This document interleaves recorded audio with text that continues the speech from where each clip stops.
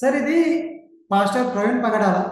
ఈ పేరు వచ్చేసి దాదాపు 2 తెలుగు రాష్ట్రాల్లో సంచలనం సృష్టించింది. మొన్నటి వరకు రిపోర్ట్స్ రానంత వరకు సృష్టించింది. రిపోర్ట్స్ వచ్చాక కూడా మళ్ళీ కొందరు వేరే విధంగా మాట్లాడుతున్నారు. సో రిపోర్ట్స్ రాకముందు కూడా కొన్ని మాటలు మీరు ఏమన్నారంటే ఈ హత్య వేరే వాళ్ళ నుంచి వచ్చారు, ఏది బీహార్ నుంచి వచ్చారు, అక్కడి నుంచి వచ్చారు, వాళ్ళు వచ్చి ఈయన చంపేశారు అని చెప్పేసి మీరు మాట్లాడారు కదా.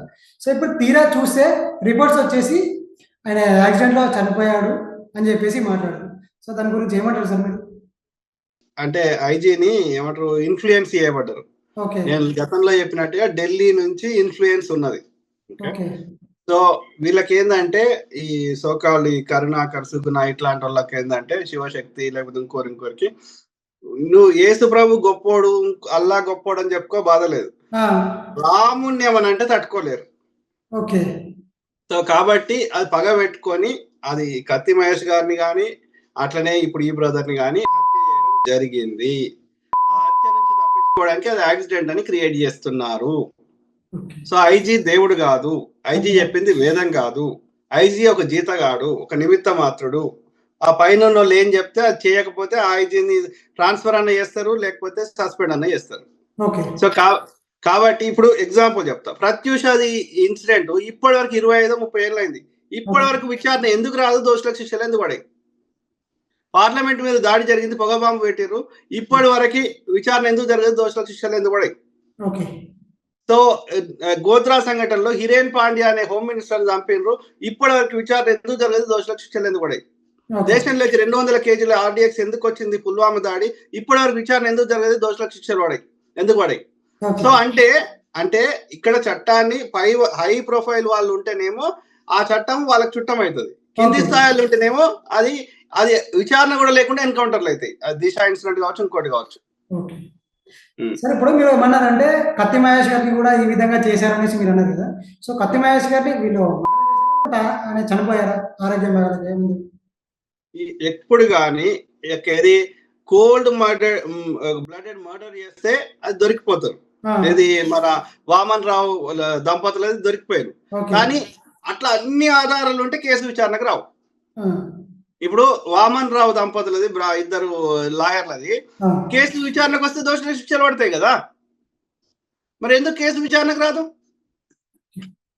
అంటే నేను ఏమంటున్నా అంటే మన దేశంలో ఉన్న వ్యవస్థ ఎట్లుందంటే పేదవాడికి సామాన్యుడికి చట్టాలు వర్తిస్తాయి, పెద్ద స్థాయిలో ఉన్న వాళ్ళకి చట్టం చుట్టమవుతుంది.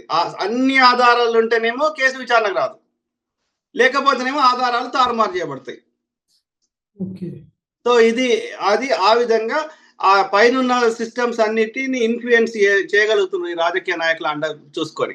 రాజకీయ నాయకులకు ఏం కావాలి? వాళ్ళకి ఓట్లన్నా కావాలి, డబ్బులన్నా కావాలి. ఇది జరుగుతుంది. ఇది నచ్చకపోయినా ఇది అంగీకరించాల్సిన వాస్తవం. ఓకే, అయితే సార్ ఇది నేను రీసెంట్గా ఒక ఇంటర్వ్యూ చూసాను. అంటే ఇంటర్వ్యూ అంటే ఐ మీన్ స్క్రోల్ చేశాను, షార్ట్స్లో ఉండే. అయితే ఆయన ఒక పర్సన్ ఏం మాట్లాడారంటే, ఇప్పుడు మీరు చెప్పారు కదా పేర్లు, సో వాళ్ళు వచ్చేసి వాళ్ళకి అంత సీన్ లేదు, వాళ్ళు ఎందుకు చంపుతారు, అనవసరంగా వీళ్ళందరూ వచ్చి వాళ్ళని హైప్ లేపుతున్నారు అని చెప్పేసి మాట్లాడుతున్నారు. సో దానికి మీరు ఏమంటారు? అన్ని పచ్చి అబద్ధాలు బ్రదర్. ఒకటి చెప్పు, ఇప్పుడు ఎవరైనా మీకు తెలిసిన వాళ్ళు తాగి 350 కిలోమీటర్లు నడపగలుగుతారా? అది కూడా మూడు రకాల ఆల్కహాల్స్ ఒకటేసారి మిక్స్ చేసుకొని తాగుతారా? ప్రవీణ్ బ్రదర్ హిస్టరీలో ఏది ఆయన ఏదో రాత్రిపూటనో ఎప్పుడన్నా రిలాక్స్ కోసమో ఫ్రెండ్స్ తోటో తాగి ఉంటాడేమో నైట్ టైంలో ఎప్పుడో, కానీ డే టైంలో పని వదిలేసి తాగుకుంటా నడిపిండా గతంలో. తాగుకుంటా వచ్చి ఆ యొక్క ఏమంటారు శర్మని ఇచ్చిండా. ఆయన 12 మంది పిల్లలకి ఆయన ఇంట్లో పెంచి పోషిస్తున్నాడు. ఆయన సాఫ్ట్వేర్ కంపెనీ నడుపుతున్నాడు, కాఫీ షాపు సాఫ్ట్వేర్ కంపెనీ నడుపుతున్నాడు. సో అట్లనే ఆయన అంత దూరం పోయి అందరి పేద విద్యార్థులకు చదువు చెప్తున్నాడు. అట్లనే ఇది కాకుండా ఇంకా అనేక సామాజిక సేవ చేస్తున్నాడు. అమెరికాలో ఎన్నో రోజులు ఉండేసి వచ్చిండు. ఆయన ఇల్లు అమ్మితేనే 15 కోట్లు, అంటే ఇంచుమించు 1.5 మిలియన్ ఇల్లు రీసెంట్ గా అమ్మేసి వచ్చిండు. ఇన్ని మంచి లక్షణాలు ఉన్న వ్యక్తి తాగాలనుకుంటే మంచి బ్రాండ్ తెచ్చుకొని ఇంటి దగ్గర కూర్చుండి తాగుతాడు. రోడ్డు మీద తాక్కుంటే ఎందుకు పోతాడు అంత లాంగ్ డిస్టెన్స్? అంటే చెప్తే ఎక్కడన్నా 1% అన్నా అతకాలే కదా అనేది నా బాధ. దాంతో పాటు ఈ యొక్క ఏది ఆయన యొక్క ఈ హెల్మెట్ పెట్టుకున్నది కాలర్ కి లోపల ఉండి ఇట్లా ఉన్నది. తర్వాత అక్కడ ఏది ఆ యొక్క పడిపోతే వస్తువులు చెల్లాచెదరం అవుతాయి కదా. ఆయన వండుకొని ఆయన మీద బండి ఉంటదంట. బండి మళ్ళా ఏది వెయిట్ ఎక్కువ ఉన్న దిక్కు పడాలి కదా, ఇంకో దిక్కు పడుతుందంట. తర్వాత రెండు ఒకటే దగ్గర పడతాయంట. మళ్ళా ఎవరో తీసి పెట్టినట్టు ఆయన మాస్క్, అట్లనే ఆ యొక్క ఏమంటారు అవి పక్కకు పెట్టి ఉంటాయంట. అంటే మళ్ళీ పడిపోతే ఎక్కడ ఆయన యొక్క డ్రెస్ కి ఎక్కడ గాయాలు కావాలి, ఎక్కడ చినిగిపోదంట. అంటే చెప్పితే ఎక్కడన్నా 1% మ్యాచ్ కావాలి కదా అనేది నా బాధ. అయితే సార్ ఇప్పుడు ఫస్ట్ నుంచి మీరు వాళ్ళ పేర్లు చెప్తారు ఏది, సో వాళ్ళే చంపారనేసి మీరు ఎలా అంటారు? నేను అనలేదు, నేనేమన్నా ఎవరైనా వక్రీకరిస్తే అది నా తప్పు కాదు. ఏమన్నా అంటే విచారణలో బాగా ఎప్పుడైనా పోలీస్ ఇన్వెస్టిగేషన్, క్రిమినల్ ఇన్వెస్టిగేషన్ ఎట్లుంటదంటే టిప్స్ లేదా లీడ్స్ అంటారు. అంటే వాళ్ళకి పూర్తి సమాచారం ఉంటే అది కోల్డ్ మర్డర్ అయితే అప్పుడు దొరికిపోతారు. ఇక విచారణ అవసరం లేదు. విచారణ దోషులు ఎవరో దొరకనప్పుడు, అనుమానాస్పదంగా ఉన్నప్పుడు ఏ సోర్స్ నుంచి ఇన్ఫర్మేషన్ వచ్చినా తీసుకుంటాం. తీసుకొని దాంట్లో ఎంతవరకు నిజం ఉందో విచారిస్తాం. ఆ క్రమం నేను ఏమన్నా అంటే నాకు ఆ ఇన్సిడెంట్ 25th రోజు అయింది, 24th రోజు అయింది, 25th కైండ్ ఆఫ్. సో అయితే నాకు 29th రోజు ఒక రిలయబుల్ సోర్స్ నుంచి నేను గతంలో చెప్పిన ఆ డీటెయిల్స్ అన్ని వచ్చినాయి నాకు. వస్తే నాకు ఒక సోర్స్, రిలయబుల్ సోర్స్ నుంచి ఒక ఇన్ఫర్మేషన్ వచ్చింది. సో కుడ్ బి అది చూస్తుంటే కరెక్ట్ అనిపిస్తుంది అని చెప్పిన. అంతేగాని నా దగ్గర ఆధారాలు ఉన్నాయి. దొంగ ఎవడన్నా దొంగతనము నైట్ ఎందుకు వస్తాడు, అందరు ఎవరు లేనప్పుడు ఎందుకు వస్తాడు? ఎందుకంటే వాడు దొరకొద్దని. సిమిలర్లీ ఇంత పెద్ద హత్య చేసేటప్పుడు అందరి ముందట ఎందుకు చేస్తాడు? అది రేర్ గా జరుగుతాయి, అట్లా కూడా జరుగుతాయి అందరి ముందట. వాళ్ళు ఏంటంటే తెగించిన వాళ్ళు, ఆ ప్రణయ్ హత్య కానీ, మొన్న భూపాలపల్లి హత్య కానీ, వామన్ రావు గారి హత్య కానీ, వాళ్ళు ఏంటంటే వాళ్ళు తెగించిన వాళ్ళు అన్నట్టు. కానీ సాధారణంగా ఏదైనా నేరం జరిగినప్పుడు అది ఎవరు చూడనప్పుడే జరుగుతాయి. ఇప్పుడు ఆమె ఎవరో వ్యభిచారం చేస్తే ఆమె ఎవరు చూడనప్పుడే చేస్తుంది కదా, అందరి ముందర చేయదు కదా. సో మరి ఎవరు చూడనప్పుడు తప్పించుకోవడానికి చేసినప్పుడు మరి ఏది అందరి ముందర చేయలేదు, మీ దగ్గర ఆధారాలు ఉన్నాయంటే అదే కదా ఇన్వెస్టిగేషన్ లో భాగమే ఆధారాలు పట్టడం కదా. సో ఒక ఇండివిజువల్ ఆధారాలు ఎక్కడి నుంచి చేస్తాడు? ఇలా నాకు సీసీటీవీ ఫుటేజ్ ఆధారం కావాలి. ఎవరు ఇవ్వాలి? నా దగ్గర ఉన్నాయి సీసీ ఫుటేజ్ కంట్రోల్. మరి పోలీసు వాళ్ళని మళ్ళీ వాడు జీతం ఇచ్చి వాళ్ళని కూర్చుండే పెట్టి మేపుతున్నది ఎందుకోసం? వాళ్ళను మంచి పని చేయించడానికి మనం ఉన్నాం కదా. ఒక ఇండివిజువల్ ఎక్కడి నుంచి చేస్తాడు అన్ని ఆధారాలు కదా. చెప్పండి. ఇప్పుడు గవర్నమెంట్ అడుగుతాం, ప్రశ్నిస్తాం. నేను పొద్దుగాలేస్తే ప్రశ్నిస్తున్నా, ఏమని? ఇది చేయలేదు, అది చేయలేదు, ఇది చేయి, అది చేయి, దోసుకోవద్దు, ఇదని చెప్తున్నా. అంటే ఇప్పుడు ఏమంటున్నారు? నువ్వే చేయొచ్చు కదా, నీ పైసలే పెట్టొచ్చు కదా. అంటే మరి గవర్నమెంట్ ఎందుకున్నది? నాకు కడుతున్నా ట్యాక్సులు అని చెప్పి నోరు మూసుకోవాలనా? అంటే వాళ్ళు అడిగేది దానికి అర్థం లేదు. ఆధారాలు వాళ్ళు పెట్టాలి. వాళ్ళు పెట్టకపోతే ఇక సమాజం అంతా ఒక ఐక్య కార్యాచరణ కింద ఏర్పడి డబ్బులు సమకూర్చుకొని ప్రైవేట్గా ఏమన్నా చేయగలుగుతామో ఆలోచించాలి. లేదంటే స్పెషల్ సిట్టింగ్ జడ్జిని పెట్టైనా ఏమన్నా అట్లా నా అనుమానం ప్రకారం బీజేపీ అధికారంలో ఉన్న రోజులు ఆ వాస్తవాలు బయటకు రావు అనేది నా అభిప్రాయం. సార్ అయితే ఇప్పుడు మీకు ఇందాక క్వశ్చన్ అడిగిన దానికి ఆన్సర్ ఇవ్వలేదు మీరు. చెప్పండి. నేను స్క్రోల్ చేస్తా ఉంటే ఒక అతను ఏమన్నాడంటే, ఇప్పుడు మీరు పేర్లు చెప్పారు కదా, అమరా ప్రసాద్ అని, కరుణాకర్ సుదిన్ అని, ఇట్లా పేర్లు చెప్పారు కదా. సో వాళ్ళు చంపారని చెప్పేసి అనవసరంగా వాళ్ళ మీద పెడుతున్నారు, వాళ్ళు చంపేంత సీన్ లేదని చెప్పేసి ఒక అతను మాట్లాడారు. నేను వాళ్ళ పేరు చెప్పలేదే. నేనేమన్నా నాకు వచ్చిన సమాచారం ప్రకారం ఏది A1 చిన్నజీయర్ స్వామి మాస్టర్ మైండ్స్, A2 వచ్చేసేమో ఆ యొక్క అమిత్ షా, A3 వచ్చేసేమో Narasapuram MP, BJP MP Bhupathi Raju Srinivasa Varma అని వచ్చినాయి అని చెప్పిన. యాక్చువల్ చేసింది మాత్రం కిరాయి సుపారీ గ్యాంగ్. వాళ్ళు ఛత్తీస్గఢ్, రాయ్గఢ్ అండ్ ఇంకోటి ఏది జార్ఖండ్, ఈ ప్రాంతం, ఒరిస్సా, ఛత్తీస్గఢ్ అండ్ రాయ్గఢ్, ఈ ప్రాంతం చెందిన వారని నాకు వచ్చిన సమాచారం అని చెప్పిన. అమరా ప్రసాద్ వీళ్ళు చేసిందని నేను ఎప్పుడు చెప్పలేదే. సో కొన్ని మీడియాలలో కూడా కొంచెం మీ పేరు అదే వచ్చాట మీరు అన్నట్టుగా మేము గట్టిగా వాదిస్తున్నారు. అమరా ప్రసాద్ వీళ్ళంతా ఏంటంటే ఈ చిన్నజీయర్ అనేటోడు పెంచి పోషిస్తున్న వాళ్ళు ఊయవర్. ఓకే, సో వాళ్ళు ఏంటంటే వాళ్ళు టైం పాస్ టైప్ అంతే. సోషల్ మీడియాలో వాళ్ళకు ఆనందం.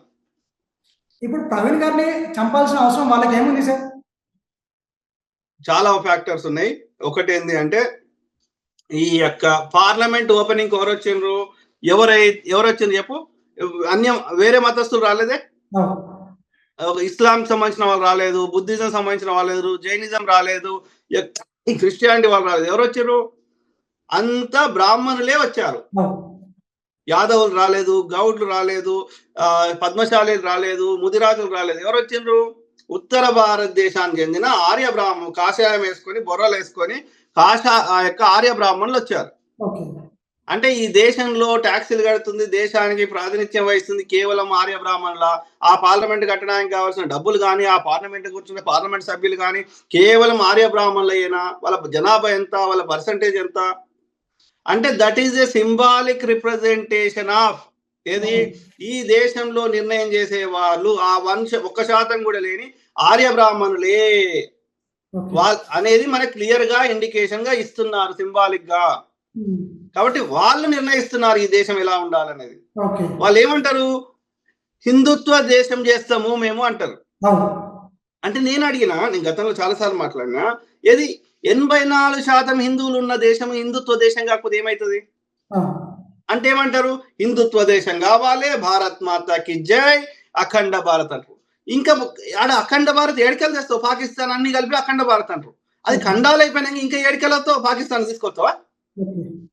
అంటే అప్పుడు ఏది ఒక్కొక్క రాజ్యకాలంలో 29 దేశాలు, అప్పుడు అఖండ భారతం ఉండే. ఇలా ఖండాలు అయిపోయినాక ఖండాలు ఏడికలు పట్టుకొస్తావు అంటే చెప్పడానికి అర్థం కూడా ఉండాలి. అర్థమైందా?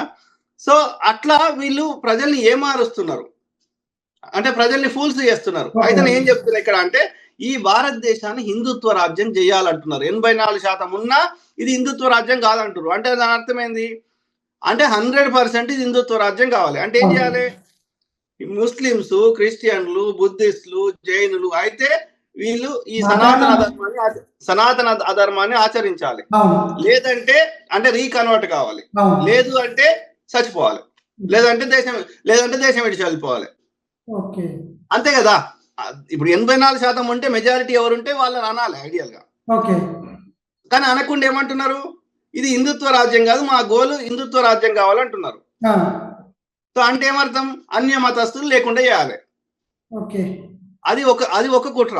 ఓకే, ఇంకో రెండో కుట్ర ఏంది? ఈ ప్రవీణ్ బ్రదరు ఏం చేస్తున్నాడు? పేద విద్యార్థులు చదివిపిస్తుడు. ఎవరు వాళ్ళు? బీసీ, ఎస్సీ, ఎస్టీలు, ముఖ్యంగా ఎస్సీలు. సో వాళ్ళు అభ్యున్నతి చెందితే వీళ్ళ సిద్ధాంతం, మూల సిద్ధాంతం ఏంది? మనువాద సిద్ధాంతం, బ్రాహ్మణ సిద్ధాంతం, సనాతన అధర్మం ఏంది? హిందూయిజం వేరు, మళ్ళా హిందూయిజం కంప్లీట్ డిఫరెంట్. సో ఈ మనువాదం ప్రకారం, ఈ బ్రాహ్మణిజం ప్రకారం బ్రాహ్మణుడు పైన ఉండాలి. ఎందుకంటే వాడు బ్రహ్మ ముక్కులోకి వెళ్ళి వచ్చిండు. సో కాబట్టి ఇప్పుడు వీళ్ళు కింది స్థాయిలు చదువుకుంటే, ఎందుకట ఈ కింది స్థాయి ఎవరైతే బ్రహ్మం కింది భాగాలకి వచ్చిన వారు వేదం వింటే నాలుకలు కోసారు, వేదం చదివితే వేదం వింటే సీసం పోసారు, వేదం చదివితే నాలుకలు కోసారు. అంటే విద్య గాని, సంపద గాని, మంచి వస్త్రాలంకరణ గాని, ఉన్నతమైనటువంటి పనులు గాని ఎవరు చేయాలి? బ్రహ్మ ముక్కులకెళ్ళి వచ్చిన వాళ్ళు చేయాలి. చదువుకున్నప్పుడు క్వశ్చనింగ్ వేసాం కాబట్టి వాళ్ళు అక్కడే ఉండాలి. అంటే ఇప్పుడు ఏమైతుంది? నువ్వు డాక్టర్ కావుతావు, నేను డాక్టర్ కావుతా, నువ్వు ఇంజనీర్ కావుతావు, నేను ఇంజనీర్ కాదు. అంటే నువ్వు ఐఏఎస్ అధికారి అయితే నేను ఐఏఎస్ అధికారి అవుతా, నువ్వు పూజారి అయితే నేను పూజారి అవుతా, నువ్వు వేదం చెప్తే నేను వేదం చెప్తా అన్నప్పుడు ఈ అంతరం వాళ్ళు పెట్టిన ఈ గోడలు ఏడున్నాయి? ఈ హైరార్కీ ఏడుంది? నేను గొప్ప బ్రాహ్మణుడు, సుప్రీమసీ ఉండాలి, పైన ఉండాలి ఈ అనేది అది తెగిపోతుంది కదా ప్రిన్సిపల్, ఆ ఫండమెంటల్స్. కాబట్టి వీళ్ళు పైకి వస్తే వాళ్ళకి తట్టుకోలేరు అట్లా. సో కాబట్టి ఆ విధంగా ఎవరైతే వీళ్ళని పైకి తెస్తారో వాళ్ళందరినీ చేస్తారు. సో అట్లా నాకు వచ్చిన సమాచారం మేరకి మూడో పాయింట్ ఏంటంటే, నువ్వు యేసు ప్రభు గొప్ప, అల్లా ప్రభు గొప్ప అని చెప్పుకుంటే వాళ్ళకి ఏ సమస్య లేదు. కానీ రాముడి గురించి వాస్తవాలు చెప్పినా, ఒరిజినల్ వాల్మీకి రామాయణంలో ఉన్నట్టుగా వాస్తవాలు చెప్పినా సరే, రాముడిని అవమానించినట్టు వాళ్ళు ఫీల్ అవుతారు వాస్తవాలు చెప్పినా సరే.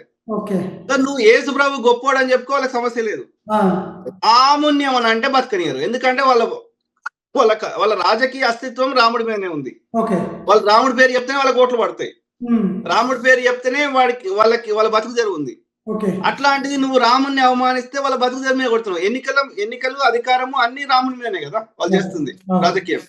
సో నువ్వు రాముడిని అవమానిస్తే వాళ్ళ అస్తిత్వాన్ని మీద దెబ్బ కొడుతున్నావు. ఓకే. కాబట్టి ఇది అన్నిటికంటే క్రిటికల్. మిగతా పాయింట్స్ ఉన్నప్పటికీ వీటన్నిటితో పోలిస్తే ఈ లాస్ట్ పాయింట్ చూసారా, రాముడిని వాళ్ళ భాషలో దూషించినావు. ఓకే. అంటే కత్తి మహేష్ టీవీ డిబేట్ లో రాముడిని ఏదో అన్నాడు, ఈ బ్రదర్ కూడా అన్నాడు.